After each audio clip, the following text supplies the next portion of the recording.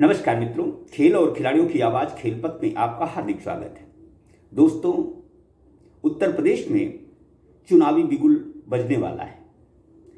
इस चुनावी बिगुल को देखते हुए सत्ता पक्ष ही नहीं, उत्तर प्रदेश के कुछ आला अधिकारी भी परेशान हैं। दरअसल जिस तरह से समाजवादी पार्टी प्रमुख अखिलेश यादव की रैलियों में अपार जनसमूह उमड़ रहा है, उससे सत्ता पक्ष की नींद हराम है। यद्यपि मुख्यमंत्री योगी आदित्यनाथ ने अनुपूरक बजट के बहाने ऐसा मास्टर स्ट्रोक खेला है जिसका तोड़ किसी राजनीतिक दल के पास नहीं है। योगी जी ने अनुपूरक बजट के बहाने विपक्षी दलों की बोलती एक तरह से बंद कर दी है। उन्होंने खेल के लिए जहां 10 करोड़ का प्रावधान किया है, वहीं मीडिया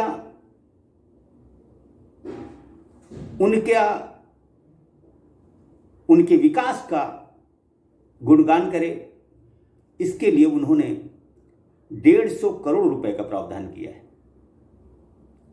अनुपूरक बजट में प्रचार प्रसार मीडिया के लिए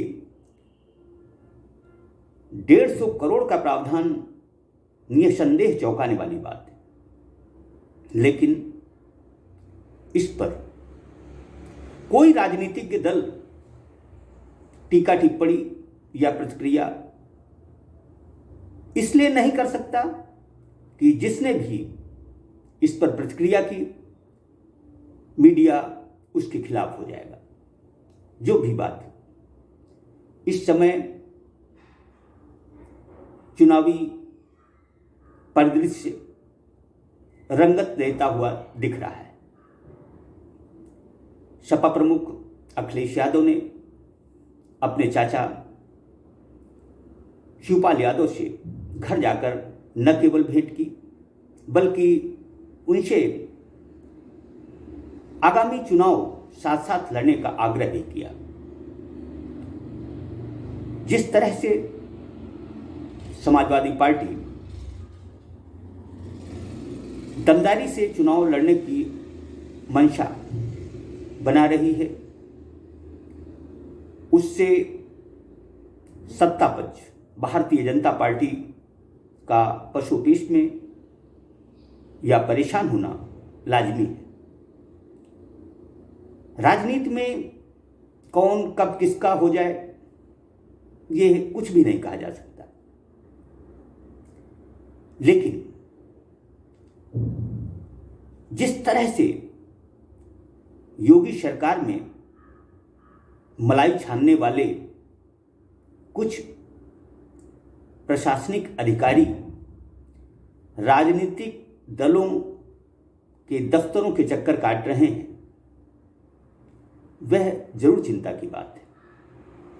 हम आपको बता दें कि खेल निदेशालय के ठाकुर साहब भी इस समय न केवल परेशान हैं, बल्कि वह एन केन प्रकारेण योगी जी के बाद जो भी सरकार आए, उससे अभी से गोटियां फिट करने की जुगाड़ में जुट गए। इस काम में उनकी मदद उनके ही हम प्याले कर रहे हैं। यद्यपि ठाकुर साहब को दूसरे दलों में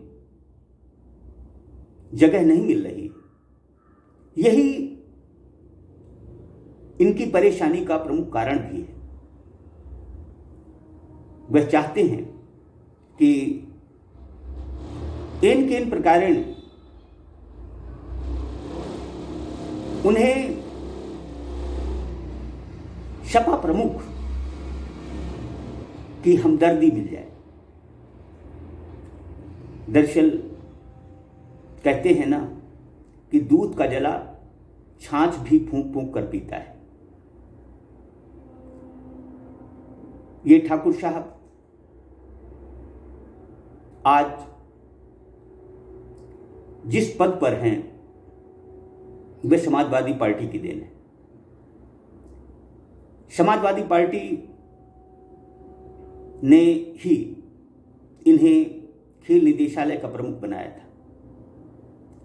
उसे उम्मीद थी कि ये खिलाड़ी होने के नाते खेलों में अच्छा करेंगे, लेकिन सत्ता बदलते ही इन्होंने अपना रंग बदल दिया।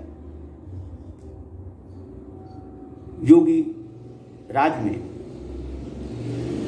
खेलों में यदि किसी का राज चला है तो ये सिर्फ और सिर्फ ठाकुर साहब का चला है। इन्होंने प्रशिक्षकों, खिलाड़ियों को कीड़े मकोड़े से बढ़कर कुछ भी नहीं देखा। कभी नहीं चाहा कि खिलाड़ियों का भला हो, प्रशिक्षक अमन चैन से अपना घर परिवार का पालन कर सकें। दरअसल जो जैसा करता है उसको वैसा ही फल मिलता है। यह तय है कि योगी राज में के शासन में उनकी बहुत सारी शिकायतें हुई। उन्होंने खेल बेहतरी के लिए कोई बेहतर कार्य नहीं किया, लेकिन सिर्फ ठाकुर होने की वजह से ये बचते रहे। पेट के लिए अपनी लड़ाई लड़ने वाले प्रशिक्षकों को समाजवादी पार्टी का कहना शर्म की बात है, लेकिन ठाकुर साहब ने पीड़ित परेशान प्रशिक्षकों को समाजवादी पार्टी का कहा है। योगी जी के कान भरे हैं। अब समय बदल रहा है। सिद्धहस्त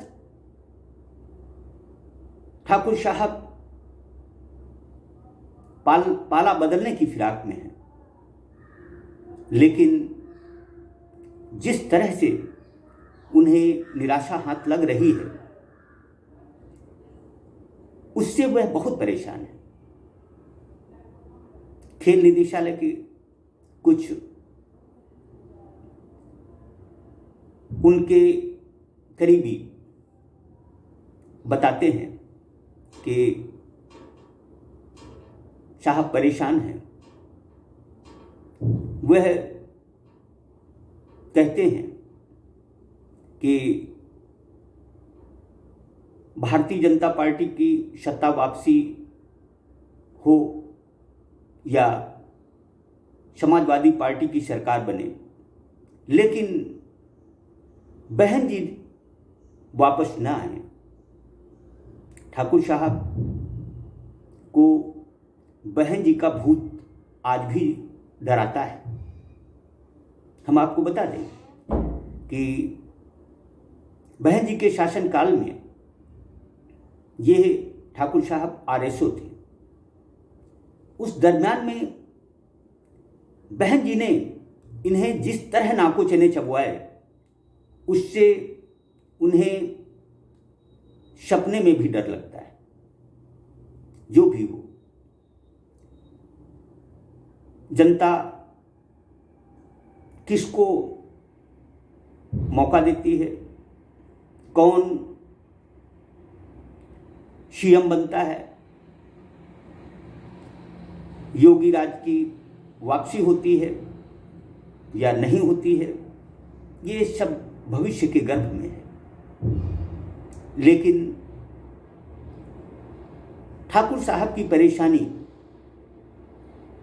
सिर्फ ठाकुर साहब के लिए ही नहीं, बल्कि उनके चाहने वालों के लिए भी बेचैनी, परेशानी का सबब बन चुकी है। अब देखना यह है कि इनका जुगाड़, इनके हम प्याले इनकी कितनी मदद करते हैं। जय हिंद, जय भारत।